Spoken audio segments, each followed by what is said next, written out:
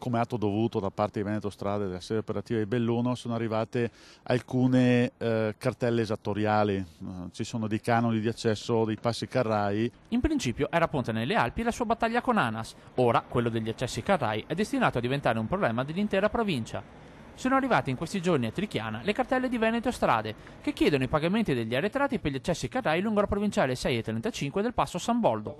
Bollette da poche centinaia di euro, 300-400 euro rateizzabili, ma si arriva a diverse migliaia di euro con un record di 14.000.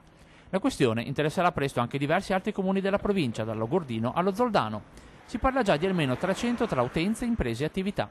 Alcuni sindaci hanno già contattato il primo cittadino di Trichiana per capire come muoversi con Veneto Strade. Io ho già sentito il direttore di Veneto Strade della sede di Belluno che si è reso disponibile, di questo lo ringrazio, per vedere le situazioni di criticità e poterle risolvere. Tutto nasce nel 2008, quando Veneto Strade contatta i residenti con accesso carraio sulle provinciali, invitandoli a regolarizzare la loro situazione, offrendo loro una riduzione del 60% del canone e pagamento senza interessi.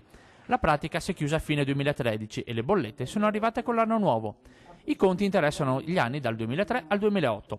Resta escluso dal conteggio il 2009, ultimo anno in cui sulle strade provinciali erano previsti canoni per gli accessi carrai, canoni cancellati dalla regione dal 1 gennaio 2010. Un salasso oggi che rischia di essere ancora più pesante per chi, 6 anni fa, scelse di non rispondere alle richieste di Veneto Strade. Probabilmente ci saranno degli accertamenti e verificheranno tutte le posizioni, perché da un lato è giusto che se si deve pagare tutti paghino, dall'altro obiettivamente chi ha fatto la sanatoria hanno avuto dei benefici che bisognerà comunque cercare di risolvere.